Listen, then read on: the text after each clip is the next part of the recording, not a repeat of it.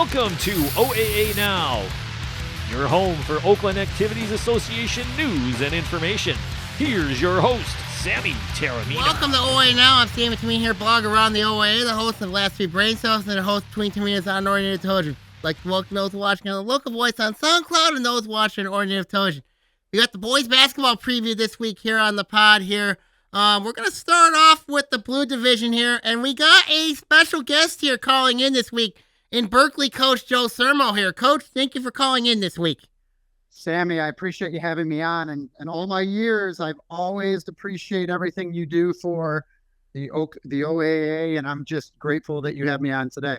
Let's look at, of course, your team here. Obviously, last year, a lot of experience you had last year.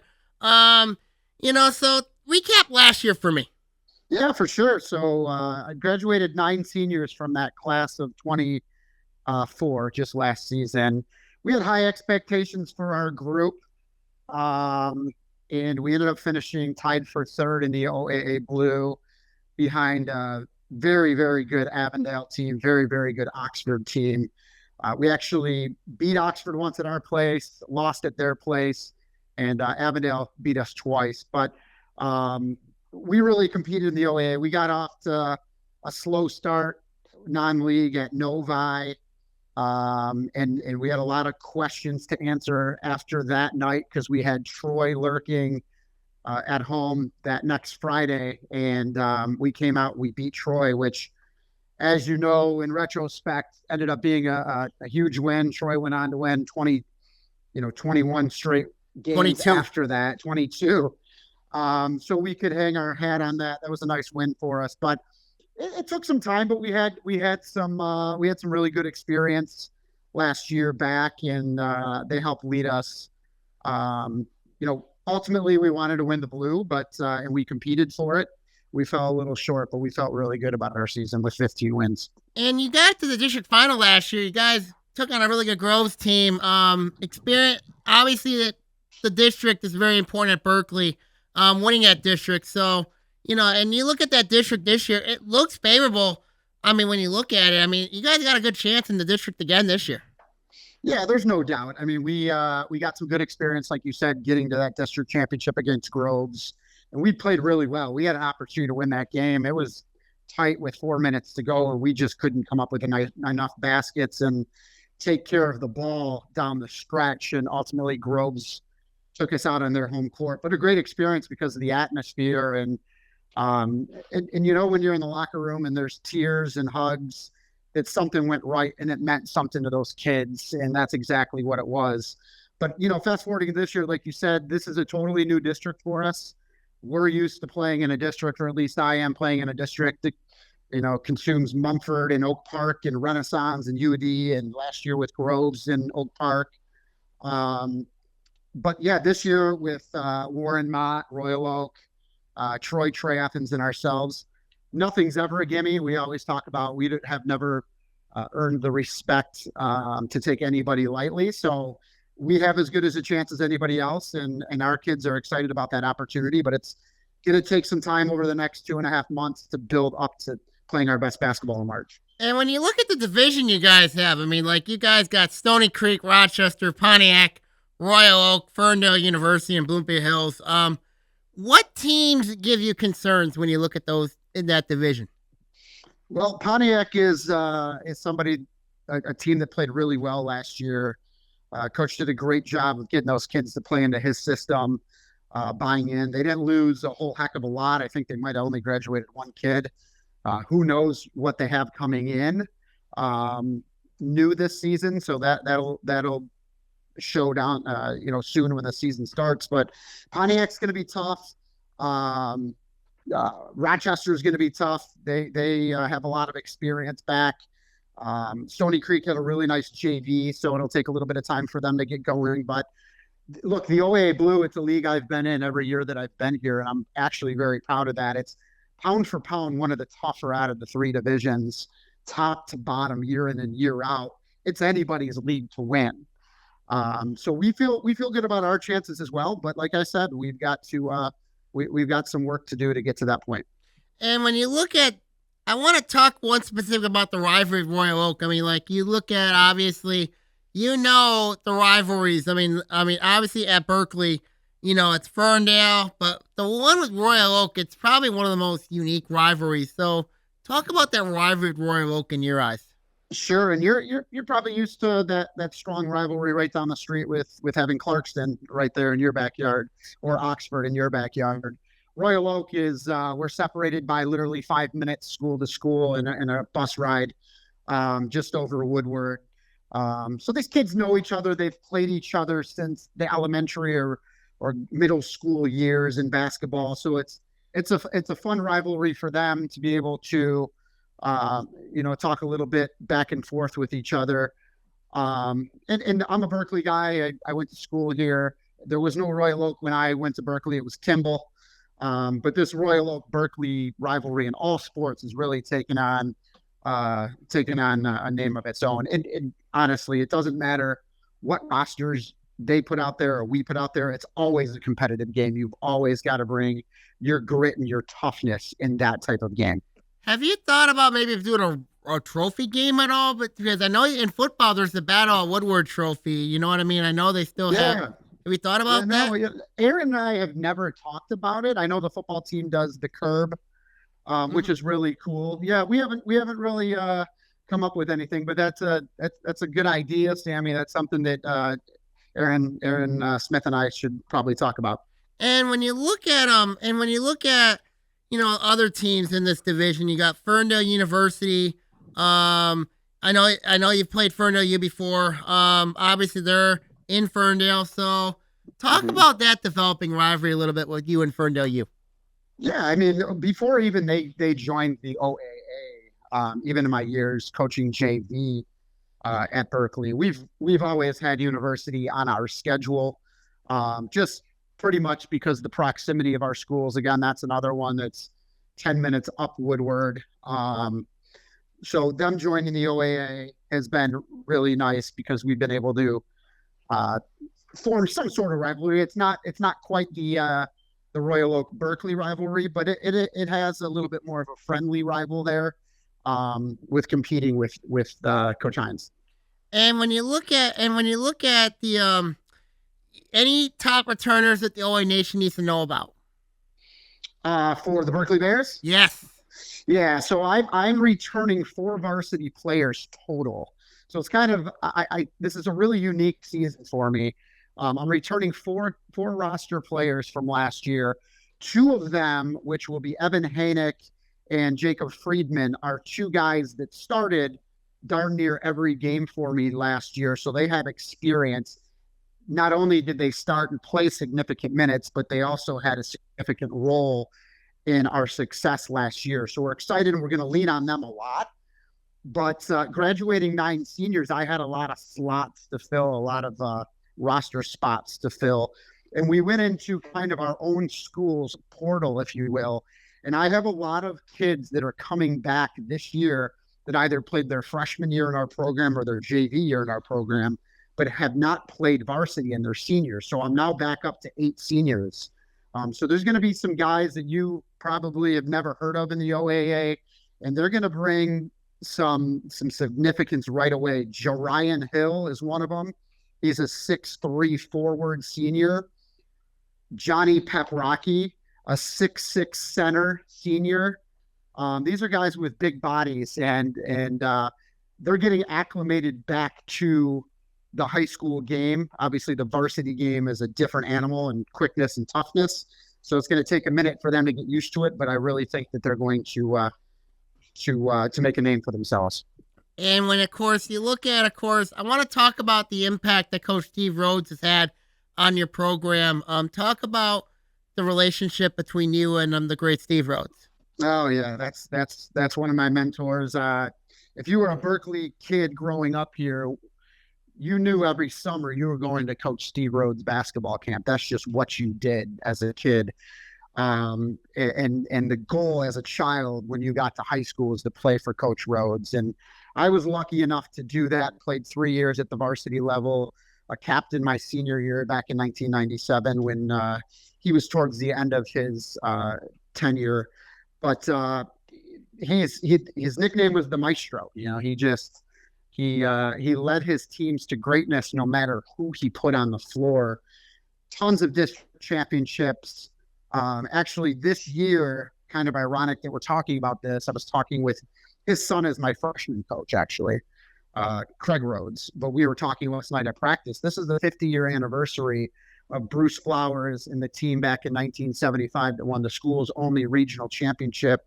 Took them to the quarterfinals and lost to Terry Durod in Highland Park down at UAD Mercy. So we're going to try to do something special. Obviously, Coach Rhodes has passed on, but we want to do something special with those players this year.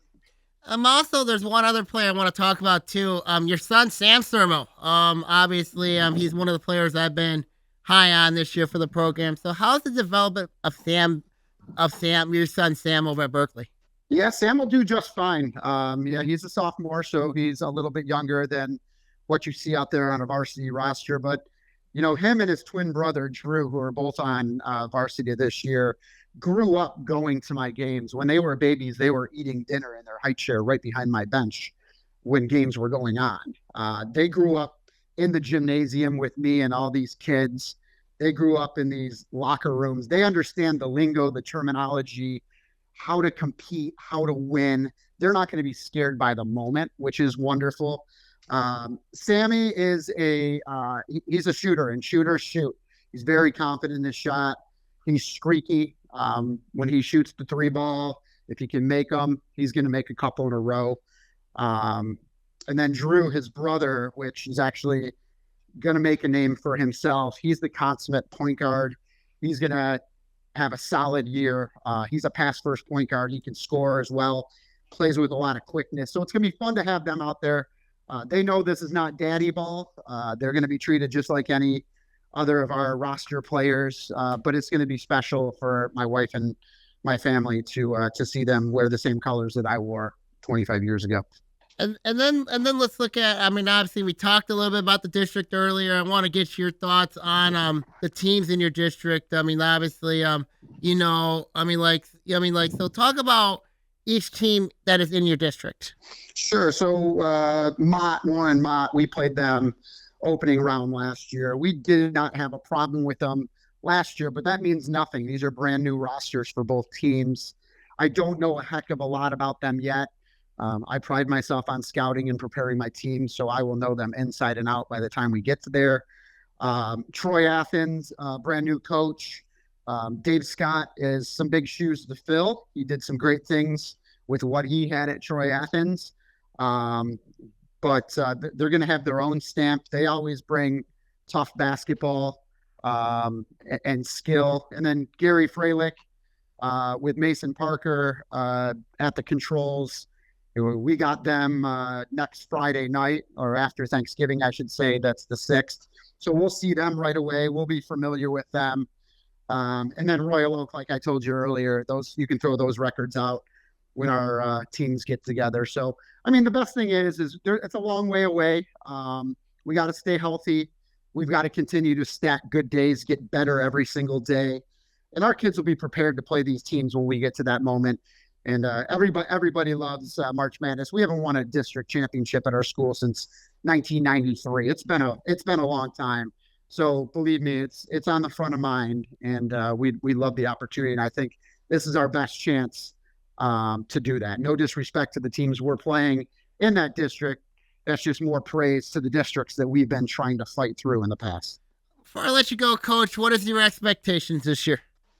My expectations, and I'll tell you what, Sammy, and I was talking to some of my assistant coaches the other night. This is the best, 8 nights of practice to start a season that I can remember in my tenure. And these kids are so coachable. They want to get better. They seem to like each other. They root for one another. They fight for one another. My expectations are no different. Nothing. The story and the expectation never changes. We're going to compete so that at the end of the season, we are in line to get a chance to win a league championship. We want to put ourselves in that position. It doesn't just happen by waking up in February. You really, like I said, have to stack these days, good days, learn from mistakes, not worry about mistakes, just get better every single day. Expectation is compete for a championship and compete to win a district championship, no doubt. Berkeley coach Joe Sermo here. Thank you for calling in on the podcast this week. I wish you guys the best of luck this upcoming season. Always appreciate you. Say hi to your brother, and we'll see you out at a game soon. Yep. Take care, coach. All right, buddy. Bye now. Berkeley coach Joe Sermo here on the podcast here talking about the state of the Bears. When you look at Berkeley, I think they're going to be a team to watch in this division. I think they're going to make some noise. There's some others to talk about. He mentioned Pontiac. Andrew Myers done a really nice job of that team. You do have a player in JJ Claudio coming back. That's a big deal there. Ferndale University, they're going to be a team really interesting to watch. I think that the Eagles could be a team to really make some noise. They could surprise some people for Coach Josh Nix, and I think that's something to really keep an eye on with them heading into the year. Bloomfield Hills, they got the guards. Philip Muhammad, they got others on that team as well. They got Mason, they got Brian Canfield on that team. I think Bloomfield Hills could be a team to really keep an eye on. Rochester, he mentioned earlier. When you look at the Falcons, they could be a team that could make some noise this year. And I think Rochester is a team that could really, really, really make some headways this year. So that's a team to really keep a close eye on when you look at Rochester. But then also we caught up, he talked about Stony Creek. I mean, Stony Creek, last 2 years has only won 9 games. So I caught up with Stony Creek assistant coach Caleb Towns to talk about the state of the Cougars heading into the season.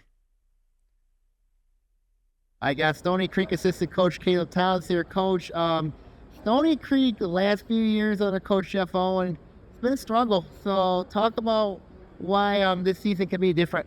This season is going to be completely different because I wouldn't say we have better players, but we have a better team overall. We got kids that want to play together, that want to learn the game and play the right way. We got kids that put in everything at practice, and also I've seen these kids since I've been over at Stony Creek, and they're just ready to go, ready to compete. Talk about, obviously, your district coming up. It's a brutal district. So what is the, so talk about, obviously, playing the likes of Rochester, Adams every year.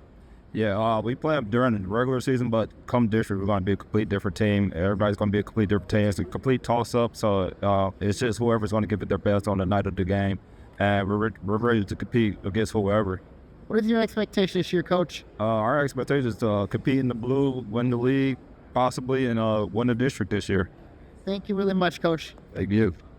So when I look at Stony Creek this year, you got some proven playmakers. Gideon Beers is the starting point guard. They got Tyree Smith. I think the key is going to be Gideon Beers. I really think he's going to be the key. Obviously, I know his dad extremely well. But I think he's going to be the key, for Stony Creek. Obviously, you do got proven big in Spencer Bickman. Peyton Rumbler's another one. But for Stony Creek, for them to turn it around, they have to play consistent basketball. They got to be consistent. You know what I mean? I know program strength has been very good for Stony Creek, and I think it's going to be really interesting to see how this team does. And there's a lot of questions. Obviously, the rough 2 starts for Coach Owen was they had some struggles, and they've had to get some things fixed. And, and it's not on the sub-varsity level that's the problem. It's the varsity level where they've had the struggles. I know the first year when Owen came over there, Stony Creek had a senior-heavy team, struggled, but they ended up winning a district game, which was huge they took Romeo to the brink. And then last season, of course, they had that tough loss to Utica Eisenhower, and and I think, for Stony Creek, this is a show me year for the Cougars. You got to show me you're ready to go, especially in the postseason.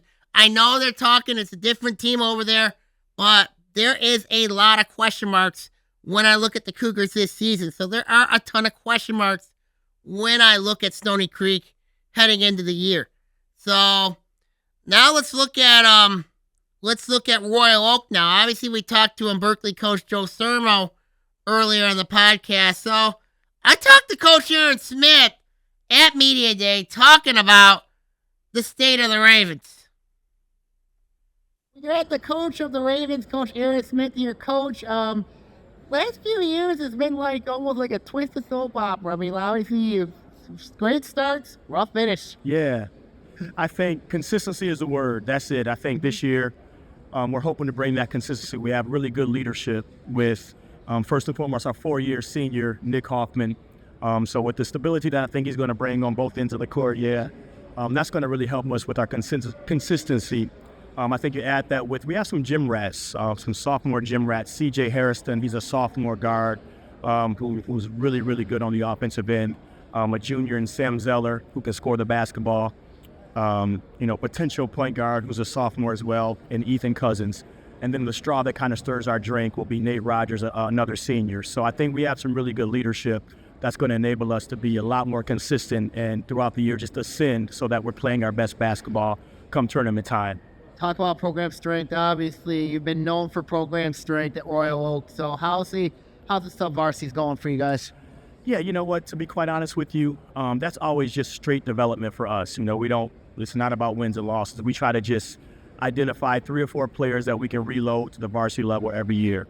And it's an up and down trek when it comes to our freshman and JV teams, but it's been very successful for us as we have some pretty good leadership from it when they become seniors. What is your expectations here, Coach? We expect to compete for a league championship. Thank you really much, Coach. Thank you. Appreciate you. Yeah, man. We got the coach of the... So when I look at Royal Oak this year, I mean, the last 2 years has been almost like the days of the Twilight Zone, where they get out the good starts and then they get out the rough finishes. That's something they gotta fix. That is something that they have to fix if Royal Oak has a chance to be very good this year. I mean, there are question marks with Royal Oak. There is some serious question marks. But Nick Hoffman back's a big deal. They got some size, but this is a team that relies a lot on three-point shooting. And for Royal Oak, they're going to have to shoot a lot of threes this year for them to be competitive. So when I look at this division, I think this could be a really interesting division.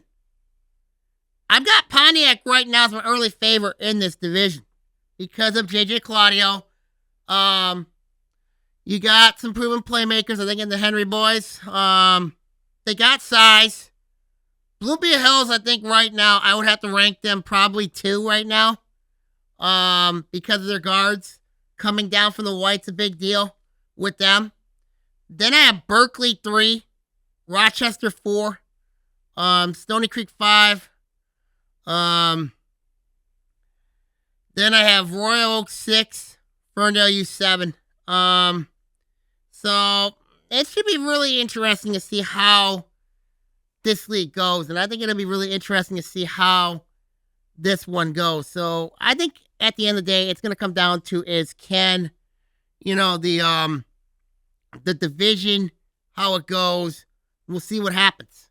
So we'll see what happens. So, all right, now when we come back, we're gonna talk to we're gonna preview the OA Red. We're gonna have another guest here on the podcast here on OA Now. Welcome back to the pod here. I'm Sammy Taormina here. Before we get to our guest here, and we're gonna preview the Red division here.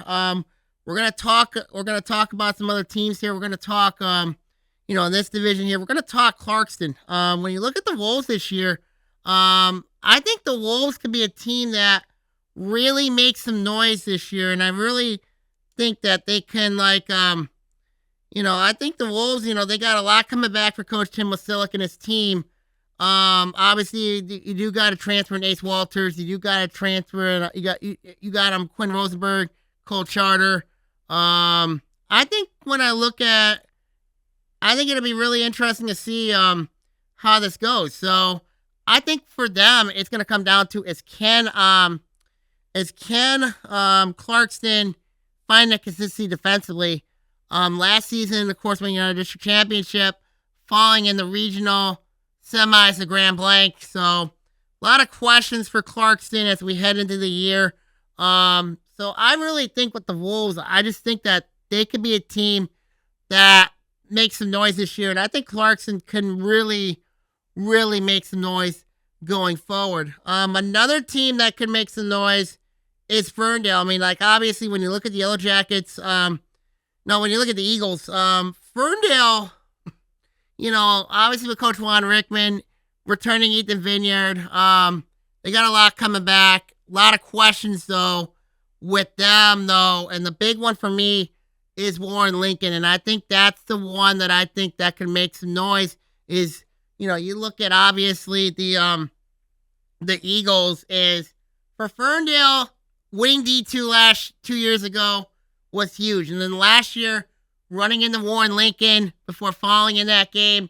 I think with them, it's going to come down to is can the Eagles make that next step? And I think when you look at Ferndale, this could be a team that makes some noise. I think they could really, they can make some noise. So we'll see what happens with them going forward there. And then we have Avondale. Avondale comes up from the blue to the red, which is really interesting because, for Coach Jared Thomas, going up 3 divisions, going up from the blue to the red, you don't see that every day. You really don't see that every day. I mean, you kind of really look at Coach Jared Thomas must have a lot of confidence going up 2 divisions, seeing the likes of, going up.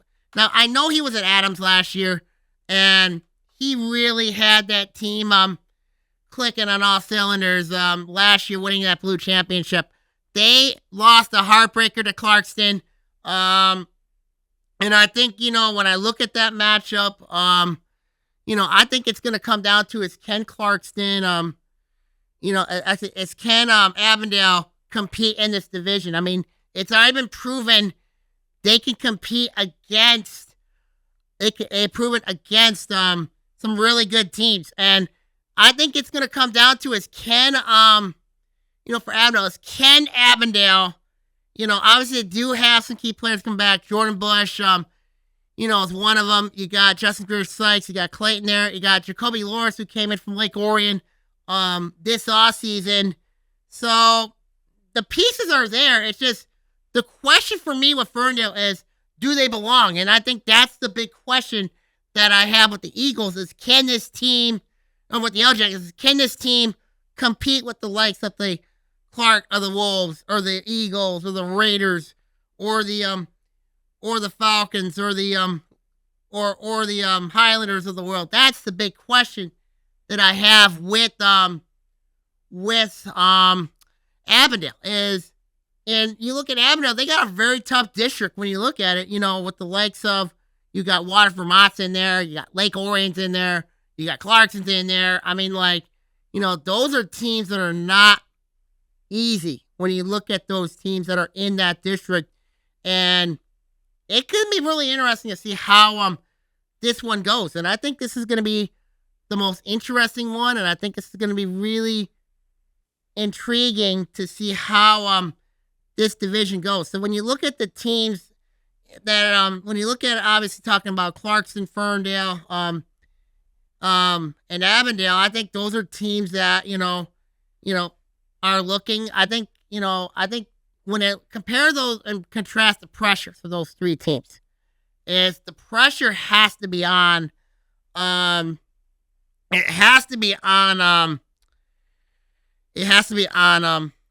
would say the pressure's got to be on Ferndale, because, and the reason why I say this, and even over Clarkston, I think what the Eagles is, the pressure is, when I look at Ferndale, the Eagles, this is a team that has to deal with Warren Lincoln.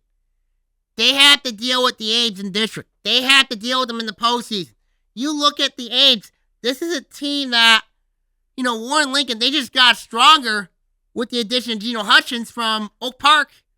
So it'll be really interesting to see how this goes. And I think this is going to be interesting to see how to how this goes. So we'll see what happens when I look at it. But I think Ferndale, has the most pressure out of everyone. Now, people are going to ask me, why not Avondale? Because Avondale, obviously, you're looking with them, they're the ones that are coming up 2 divisions. They're the ones that are coming up, you know what I mean? They're the ones that, that said, okay, we should go up 2 divisions to see what we're made of. And I think that's going to be the key. That'll be the key for Avondale this year is do they belong in the division? That is a big question. And then with Clarkson, there's always expectation at Clarkson. There always is. For Coach Tim Wasilic, there's always expectation. So when I look at the Wolves, this is a team that this could be a team that makes some noise this year. When I look at Clarkson. So, with Clarkson, a lot of experience coming back. So we'll see what happens. We'll see what happens. Let's look at some other teams here. Obviously, let's look at Rochester Adams here. Obviously, Adams losing their 2 guards a year ago. So I caught up with Coach Isaiah Novak talking about the Highlanders this season. We got the coach of the Highlanders, Coach Isaiah Novak. Coach, last year, very successful year. He had 2 really good guards. But last season, that game against Utica, he didn't win the district. So recap that season from last year. Yeah, honestly, it was a great season. The only loss we had outside of the OAA Red was that district championship against Utica. Now, obviously, that leaves us with a sour taste in our mouth, but it's been very motivating since then. And, the guys have definitely internalized that. They've been working hard. We got a strength and conditioning coach who's been nonstop playing. So I'm excited to get back at it. Talk about the guards. Obviously, you lose 2 really good guards last year. So how does that guard situation look for you guys? Yeah, we lost 2 great guards. They could both score. They could both handle the ball. They could both play defense. So big shoes to fill, but we absolutely got the pieces that could do that. We got, 6, 7 guys that can go in there. They can all handle the ball. They can all score. They can all play D. So I don't know that any one of them can quite do what if Peter Cardassis can do, but collectively they certainly can. What is their expectations here, Coach? Go out there and compete every night, and give us a chance to win. Thank you really much, Coach. Thank you, Mark. Good to see you.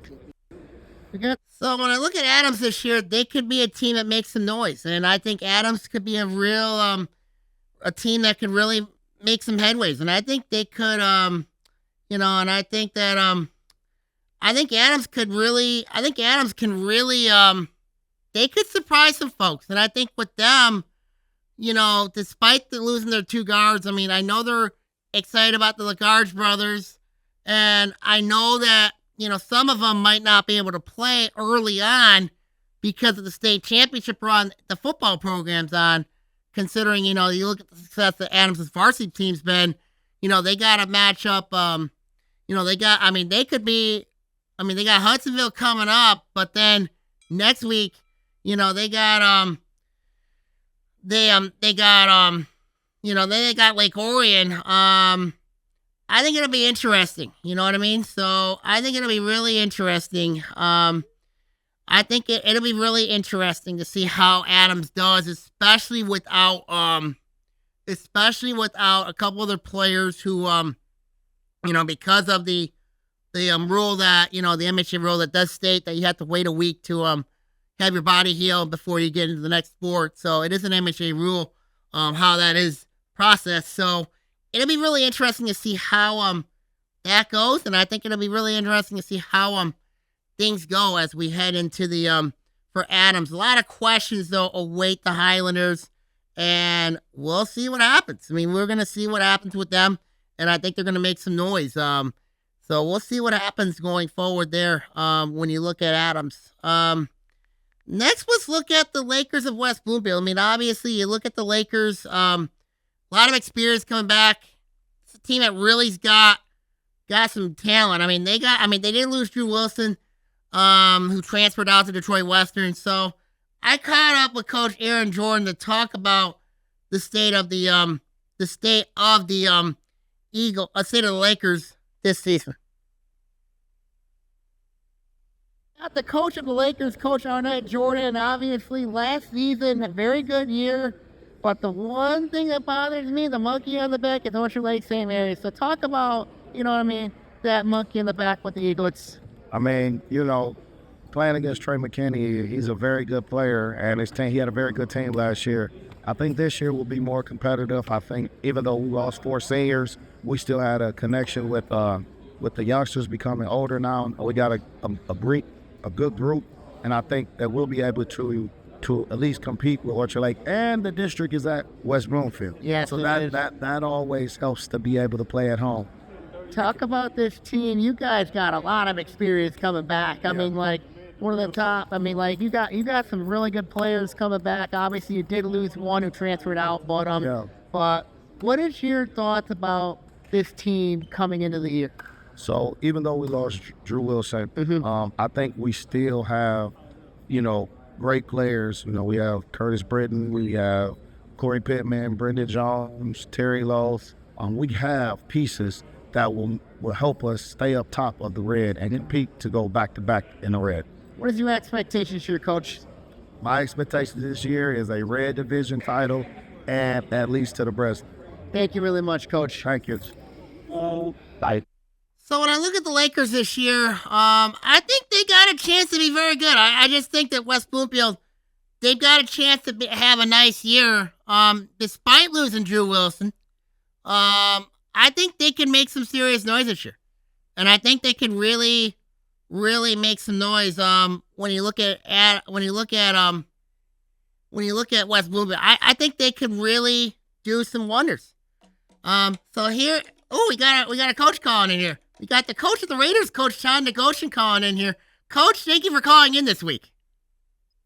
I appreciate you having me. Last year you went to the state finals last year, losing to a very good Orchard Lake St. Mary's team. How's the offseason been for you guys? It's been different.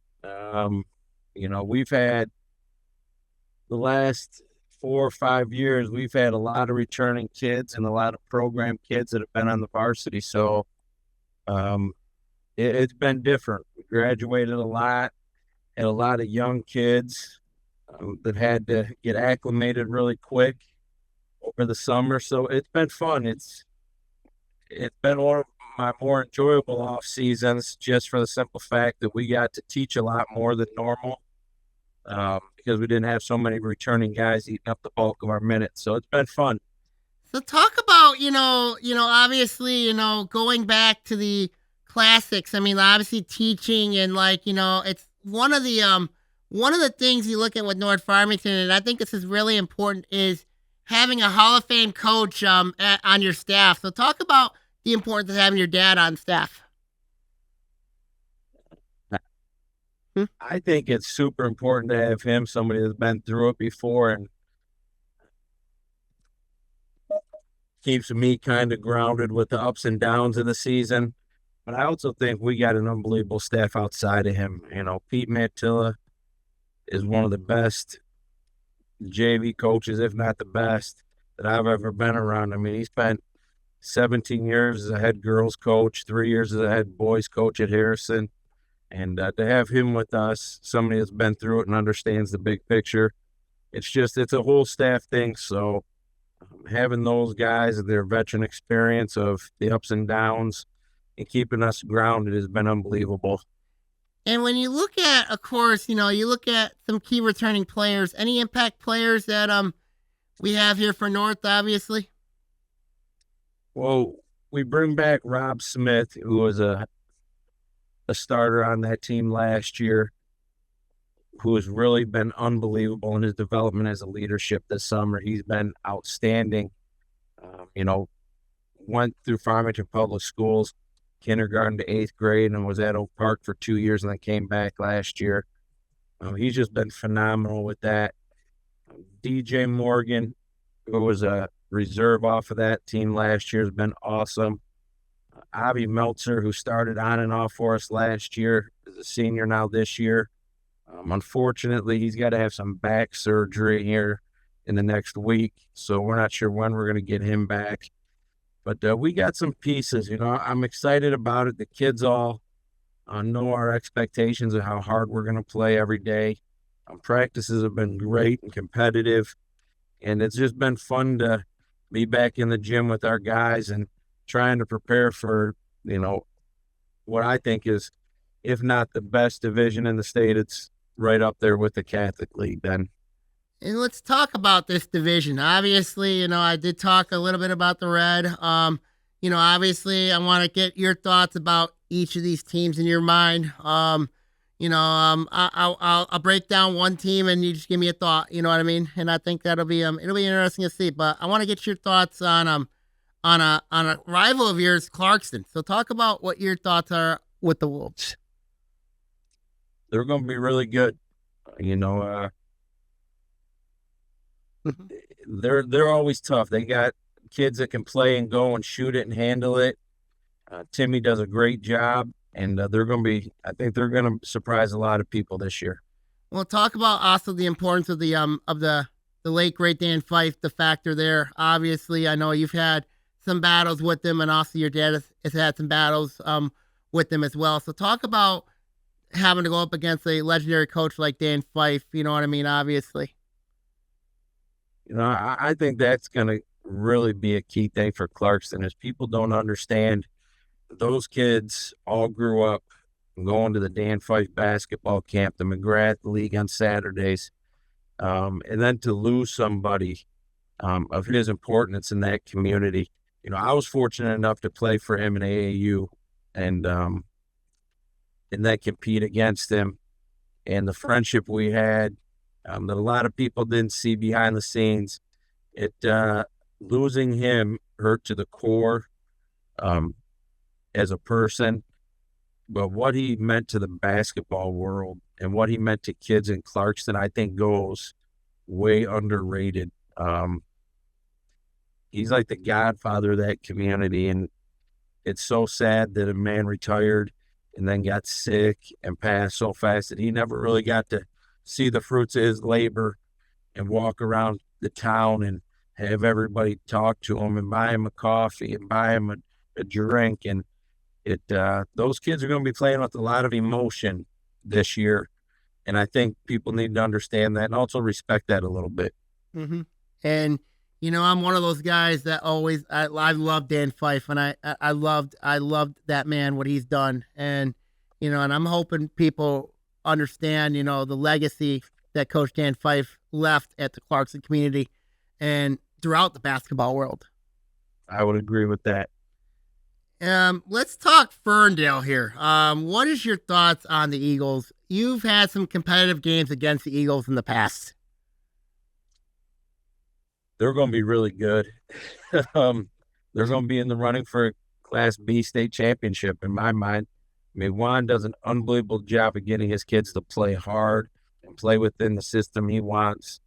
And they're just a nightmare to play against every game because of that, the toughness and the competitiveness and how hard they play. They're going to be really, really good in our league. And when you look at, of course, their district, they got Warren Lincoln in there. I mean, that is absolutely brutal for them. I mean, like, I know we're going to talk your district in a little bit here, but, but how do you feel like seeing Ferndale in a district with Warren Lincoln? My money's on the winner of that district winning it all. And I know a lot of people are big into this seeding thing right now. With everything that's changing in college sports and high school sports, I'm not a fan of it. Mm-hmm. I'm still a believer, a little bit of the old school that you got to play somebody eventually. Yeah. And why do we want to cheat the smaller schools and the non-traditional schools early in the state tournament? You know what? If you get a great draw and you got to upset one team to win a district for your school, then so be it. That's a great accomplishment for your school and your community and those kids. Mm-hmm. I just look at it this way, that everybody tells me that we have a shortage of officials in the state, which we do. We have a very big shortage of good ones, but we want to seed the district so every district championship game has two of the best teams in it. Mm-hmm. We don't have enough good officials to have three good officials at every district championship game. Mm-hmm. Like that's just me on it. That's my take on it. So now, if you want the best teams to play Friday night for the championship, why not have them play Monday night when they're both rested? What's Somebody might have had to play 3 games to get there Friday. Somebody might have had to play 2. So now we're still uneven. We're still not having the best 2 with the most rest playing each other. Mm-hmm. I agree with you So there. it's just, I think it's just a difference of opinion, difference of philosophies, but that district's loaded, and I think whoever wins that district's got an unbelievable shot to win the state championship. Okay, now next we talk to you about West Bloomfield. Of course, you guys played West Bloomfield earlier last year. What is your thought process when you play the Lakers? Well, with them being 3 miles, 4 miles down the road from us, it's a great rivalry. I think Arnett's done an unbelievable job since he got the job of getting kids to buy in to what he's about with playing hard and being team first. They're doing a great job over there. And just like Ferndale, it's a war anytime you play them because of how hard they're going to compete. And they've kind of taken on Arnett's mentality already with his toughness and his, I don't want to say grit because everybody uses that with the Lions, but with his toughness and just his kind of old school approach to everything. Mm-hmm. And it's going to be interesting when you play them. It's going to be a good game. 2 games, really good 2 games over there. I hope so. It's we're young to start. We're real young to start, so we got to become veteranized real quick. So hopefully it happens fast for us.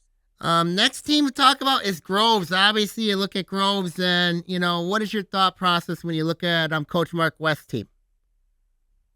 I think they're one of the sleepers in our division. I think Mark's done a great job of developing kids over there. They were a nightmare to play against last year. Now they got almost everybody back. And, I think they might get off to a slow start this year just because of football going so long for them. I don't know how many football kids Mark's got. But come the first of the year, the middle of January, I think they're going to be a very, very scary team to play against. And it's the same way with Adams. Same situation. So talk about Adams in your mind. I think they're a lot like Groves. I think those guys have done an unbelievable job since they came over and took the job. Kids play hard. Kids really shoot it well. They coach really hard, really well, very prepared. But I think it's kind of the same boat. You'd like to play them early just because of the simple fact that football's going so long for them and our season starts so early right now that if you're going to get them and sneak up on them, I think you're going to do it early. Mm-hmm. But come the holidays, no, they're going to be really, really good. And then Avondale. Avondale moved up 2 divisions from the blue to the red. What is your thoughts when you look at Jared Thomas's team? When you look at him as a coach, he did the same thing when he was at Adams. He came up to the red to get his kids prepared for the state tournament, and you can't fault a guy for that. He knows what it takes to win in March, and at the end of the year, he knows the red gets you prepared for it night in, night out. And you got to tip your hat to him. He wants his kids to play the best of the best every night, and the only way you find out where you're struggling is to do that. And I think they're going to be really good. They really compete hard. He does an unbelievable job of getting that accomplished in his program. I think he's a little more comfortable at Avondale than he was at Adams.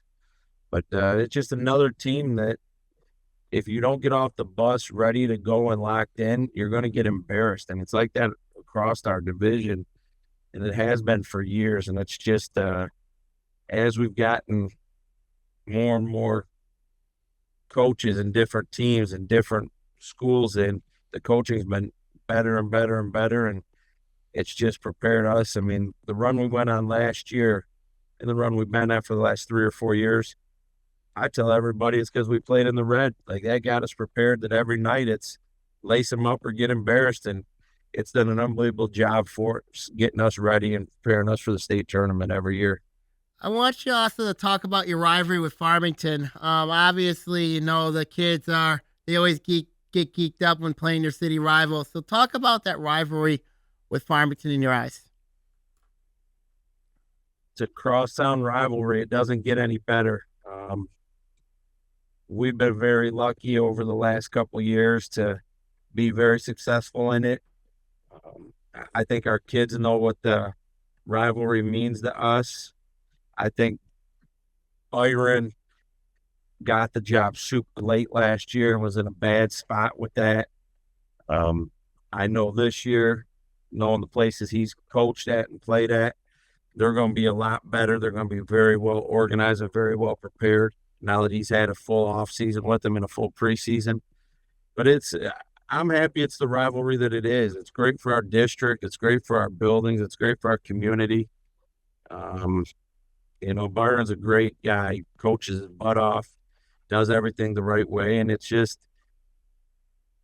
for that hour and a half every game, I dislike him. But as soon as the game's over and before the games, he's a great guy. I have nothing but respect for him, and we're friends. But for those, hour and a half, 2 hours, it's competition. It's old school, and it's trying to win games and beat somebody. And then let's look at your district. Obviously, I think you guys are. I know you got it's the same as last year. So, I want to see your thoughts on the district. When you look at it, it's a weird district. It's it's a lot like last year. They added Livonia Churchill to it,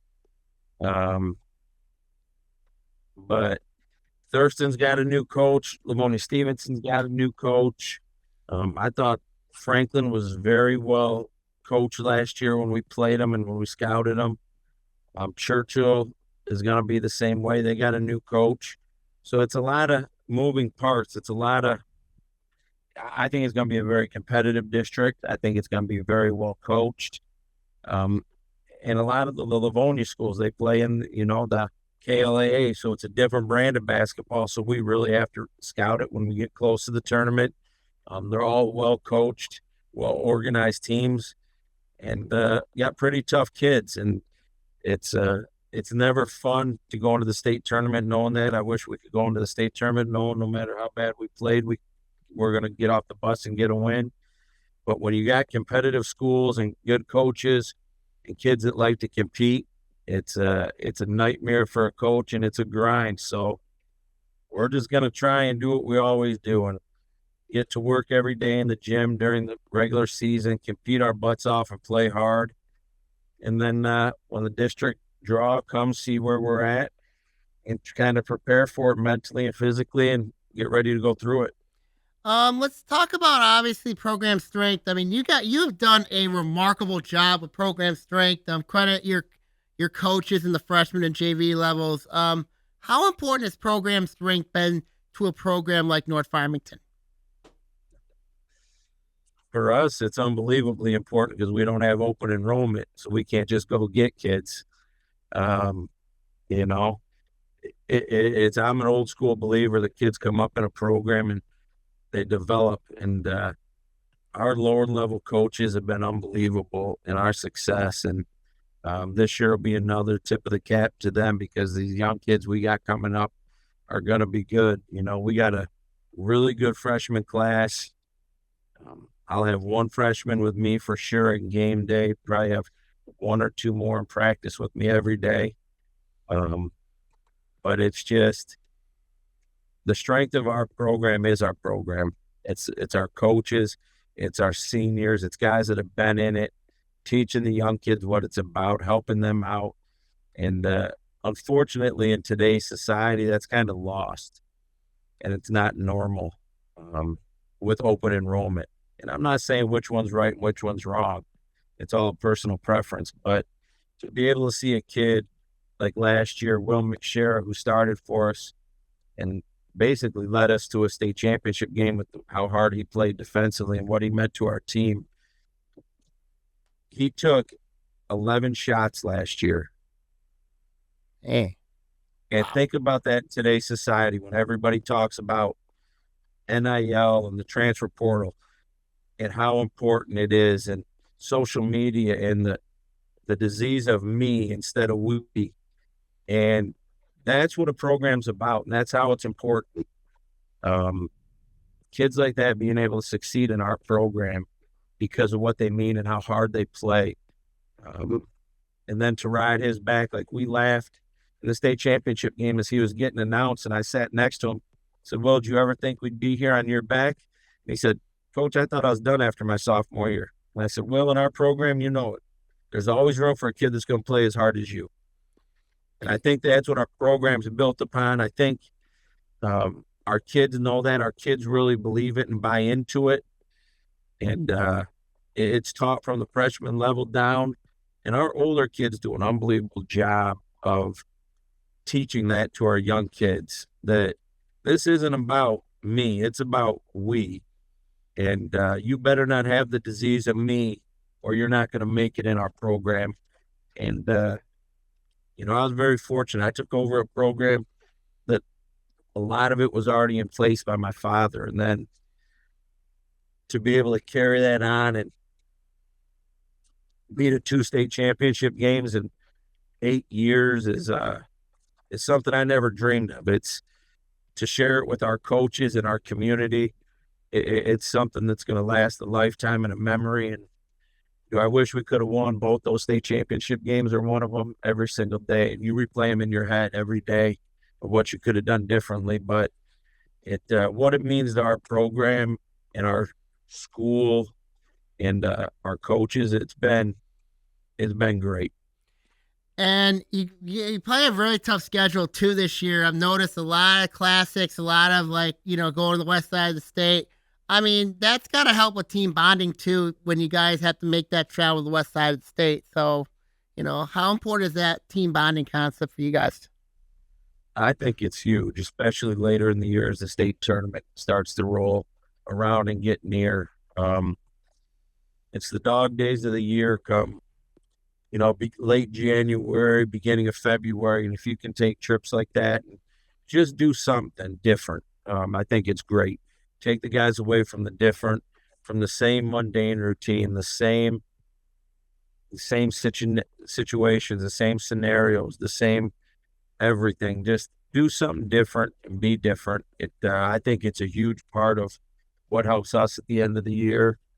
And schedule-wise, we've kind of just had the mentality of we'll play anybody, anywhere. And we all get into the state tournament. It doesn't matter where we're seated at. We got to win till we get to Friday. And we want to build and continue to get better so we are good come the state tournament. Our league does a great job for us, and credit to our kids. Every year when I ask them, what do you want to do for non-league schedule? They say, same thing, coach, same thing. So credit to them, kudos to them. And, we're just going to get ready to lace them up. We got King on Tuesday, and then we got Farmington right after. So it doesn't get easy for us from the start. And we're just going to continue to try and get better every day. Before I let you go, Coach, what is your expectations this year at North Farmington? My expectation is we're going to play hard, and we're going to play pretty smart, and we're going to develop our young kids, and we're going to be very inexperienced and very young to start the year. I mean, when we play next Tuesday against Detroit King, in our top 8, I'm going to have a freshman, 2 sophomores, one of them will probably start, and then some kids that were reserves last year. So my expectations is we're going to continue to build every day and continue to work and grind and get after it. Let the pieces fall where they may with the wins and losses. And then hopefully by the end of January, beginning of February, we're a really good team. And, our leadership's been great so far. We got to get some guys back from injuries that are out right now. And, just kind of hold the fort until they can get back and we can go from there. North Farmington coach Todd Negoshian here. Thank you for joining us here this week on the podcast. Wish you the best of luck this season. And Anthony says hi to you. I appreciate everything you do, not just for the OAA, but for all the high school sports. So if I can ever do anything for you, just let me know. Thank you very much, Coach. God bless, man. Thank you. You too, buddy. Bye-bye. Of course, North Farmington coach Todd Negoshian here on the podcast, talking about the Raiders. Everything he said, you know what I mean? Bottom line, you know what I mean? That's the expectation. Next, let's go to Groves here. Obviously, when you look at the Falcons, a lot of experience coming back. So when you look at Groves, I mean, this could be a team that they can make some noise. So I caught up with Coach Mark West to talk about the state of the Falcons heading into the season. We got the coach of the Falcons, Coach Mark West here. Coach, last season, very successful year for you guys, winning a district championship. So recap last year in your own eyes. Last year we had to battle through a lot of injuries. That was kind of the unfortunate theme of the season. But as we got through that and got other guys a lot of experience and got healthy at the end, we were kind of able to peak at the end of the year. Won 11 of our last 13, including that district championship, and played a real competitive game with North Farmington in the regionals. So we're hoping to build on that this year, take that momentum and go. Talk about the district this year. You got Birmingham Broiler Rice added to that district. I mean, when you look at that district released in June, what was your initial thought process? Oh, the initial thought in terms of the district, right? We always say you want to make a state run, you got to beat the people that are in your district. Come on, Birmingham Brother Rice is right down the street. So they should be in our district, and it's going to be a great district. There's going to be great basketball in it. We're just, you look forward to compete. We get to host it this year, so our goal is to be, ready for that game. Hopefully, play that game, on a Friday night March and have some fun. What are your expectations here, Coach? Our expectation is, really to build off of last year, compete in that red division. We were, had the losing record in the league last year. Try to flip that to a nice winning record. And with our senior class being one of the best that Groves has had, we want to compete against a lot of the better teams in the state. So we put a schedule together at a lot of different showcases to get these guys playing against some of the great teams, and just have a lot of fun to do it. Thank you really much, Coach. Absolutely. Thanks. So when you look at Groves this year, they're going to be good. Anytime you turn Josh Gibson, John Simpson, Paul Hubbard, Landon McKinney, you got a lot of experience coming back. I'm curious to see what the postseason run for football will be for Groves, how that handles that. So it'll be really interesting to see how that goes. So we'll see what happens. Groves got a tough schedule. So when I look at the red this year, I have to say Groves is the favorite right now, followed by West Bloomfield, then Ferndale, actually Clarkston, then Ferndale, then North Farmington, Adams, and then Avondale. There's a lot of questions I have with Avondale this year, but it's a tough division, and I think it's going to be really interesting to see how that division looks this year. When you look at the red, one of the toughest divisions in the state of Michigan. So it'll be really interesting to see how this one goes. And before we talk to white, I forgot to mention Southfield A&T. When I look at the Warriors, I think with them, they should have a nice bounce back year for Coach Terrence Porter. I think Southfield could be a team that could make some noise this year in that division. So I apologize on the blue side of things that I didn't get A&T. So we'll see how that one goes as well. So A&T could be a team to really watch for this upcoming season. So we'll see how that one goes. And then let's go to the white. Obviously, you look at Oak Park, a team that, they lost a lot of talent from a year ago. They lost Geno Hutchins, who transferred to Warren Lincoln. A lot of questions with Oak Park this year for Coach Durant Shepard. How that team's going to look, how's program strength going to look. Big questions there for Oak Park heading into the year. Harper Woods, same thing as Oak Park, questions there. They do got a very good sophomore guard and Drew McDonald.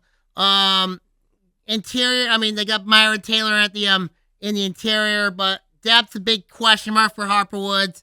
Curious to see how program strength's going to look, especially with what happened last year, particularly what happened at Farmington last year in the JV game. So Coach Terrence Porter, there's some question marks there regarding them. And then you look at Oxford. Oxford's interesting because senior heavy team for Coach Fed. Jake Champagne, you got Luke Stelfen, you got Drew Cady, you got they got Elling there. The only question I have with Oxford, and I looked at their roster, size is a big concern I have with Oxford. And I think that's going to be the big question mark for them. But they're going to be a team to watch this year. They got a lot of senior experience. They can make some noise this year in that division. Let's now look at at Troy Athens. I mean, Athens last year lost a lot of experience, but they also lost their head coach Dave Scott, who is now at Lake Orion coaching the JV ranks. So they got a new coach in Mitchell Racino who takes over. So I caught up with the Redhawks' new leader to talk about the state of the Redhawks. Redhawks coach Mitchell Racino, the Italian. You know what I mean? It's very good. I'm Italian myself. You know what I mean? Let's go. There you go. So, coach, taking over a new program. So, how has the transition been for you? Yeah, the transition. I coached with Dave Scott for 9 years, so him and I were really aligned on most things with the program. So I just feel like it's been my job to kind of pick it up and take the program to the next level. What Coach Scott and I were trying to do, not trying to come in and do a 180, just trying to come in and put my fingerprint on the program. Talk about, obviously, you look at it. Talk about Nathan a lot. I mean, I know Nathan Pickett's been one of the players I've been high on for you guys. So talk about the team in general. Talk about your program strength in general. Yeah, so we graduated a lot of important players, specifically the guards, ball handling with Griffin LeBay and Emmanuel Robinson, scoring as well. But we're returning Kanan Hanbury and Nathan Biggett, who were 10th graders that started on the team last year, and they're going to be starters and returners and important players for us this year. So we're going to lean on them. We're going to lean on these guys, the 4 seniors right here as well. And we're just ready to compete and looking forward to a great season. What is your expectation this year, Coach? Expectation is to come out, play hard, compete, and we'll see where it happens. Thank you really much, Coach. Appreciate it. We got the new coach. So with Troy Athens this year, there's a lot of question marks. I mean, obviously program strength has been solid for them. I mean, so it'd be really interesting to see how the Redhawks look heading into this season. So, Troy Athens, I mean, you got Nathan Pickett back, obviously. Hanbury's one of the guys to keep an eye on. I mean, they got guard play. So Athens could be a team that could surprise some people this year. So we'll see what happens. Another team that can make some headwaves is Farmington, despite losing their best player in Greg Gray. So I caught up with Coach Byron Johnson talking about the state of the Falcons. We got the coach of the Falcons, Coach General Johnson here. Coach, you look at last season, first year, going through a lot. I mean, so talk about that learning from last year's experience. Well, last year I think we finished up 12 and 11. Is this good or bad? Depends on who you ask. We have 2 returning starters.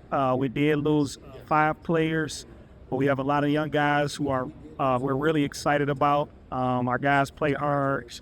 We had a good week of practice this week. We got a couple of new faces, so it's going to be exciting to see what we look like and we match up in the league. Talk about, obviously, that rivalry with North Farmington and Coach Negotiation. So talk about that rivalry, obviously. Well, that one is rough because they play a very similar style. We both try to, pressure the basketball. So I think that was the biggest crowd that we had all last year. That inner-city rivalry game is always big, and now we're playing at North this year. So it's going to be really tough for us early in the year.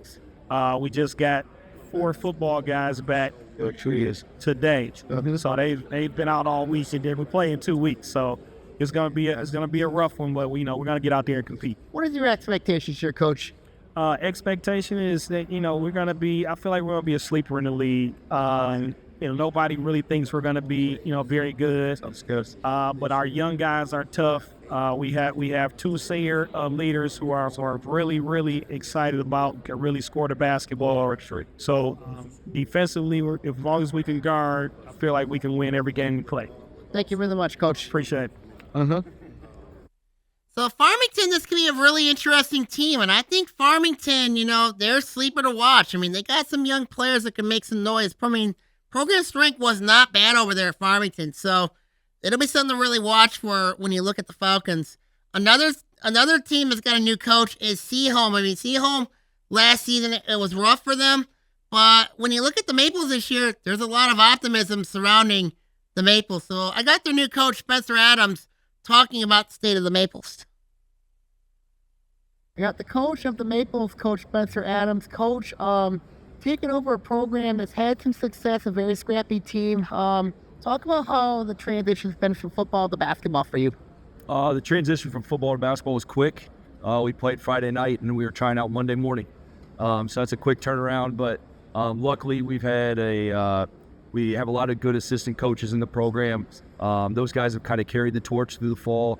The senior leaders that have been working all spring, all summer, all fall kind of knew the expectation before football really got rolling. So between the senior leadership and the assistant coaches, I don't think we missed a beat. And the guys came in Monday morning with their hair on fire, ready to get better. Talking about program strength, obviously, Seaholmes had been known for program strength. You had a lot of success, especially your freshman class last year. Yep. So talk about program strength for Seaholmes. Yeah, I mean, I think the biggest strength of our program is that we just have really good kids. We have kids that want to work hard, kids that are willing to kind of sacrifice time and effort and energy and get uncomfortable to improve themselves. So year in and year out, as long as we handle our off-season business the right way, we should come in and be ready to compete with anybody. And some of the strengths of our program this year, we've got some senior guys that really want to kind of make an impact on the program and turn things around. They're ready to come out and play a different brand of basketball than maybe some people are used to from Seaholm High School, and it should be exciting. What is your expectation this year, Coach? My expectation is just to put a product on the floor every night that, our first and foremost, the guys in the locker room are going to be proud of, the students walking our halls will be proud of, the staff members at Seaholm High School will be proud of, and our community to be proud of, right? I mean, in year one, we're going to turn around and that's going to result in some wins if we make that our focus, but we're really just trying to make Maple Nation proud and put on a product that people like to come and watch. Thank you really much, Coach. Thank you. I got the coach of So when you look at the Maples this year, they could be surprising. I mean, a lot of key players coming back. The young player Everett Worth I'm keeping an eye on. I think Seaholm, they could make some noise this year. And we'll see what happens. I mean, we'll see what happens with the Maples coming into the year. Next thing we're going to talk about is Troy. I mean, obviously Troy lost a lot of talent last year, but, they did return a very good player in Mason Parker, along with Andrew Lake and Leo Pinoza. So I caught up with Coach Gary Freilich to talk about the state of the Colts. Yeah. I got the coach of the Colts, Coach Gary Freilich here. Coach, last season, very successful year, 22 straight wins. Unfortunately, the loss of my man Brother Rice, I know that still stings. So talk about last year, recap last year in your eyes. Last year was a lot of fun. Mm-hmm. Obviously, they had a lot of good players, a lot of experience. We are going to miss Chase and Johnny and Bryce, but these guys are going to have to step up, and they will. Maybe you got three good guys, three good players right here. You got Ian, you got Mason, and we got Leo, mm-hmm.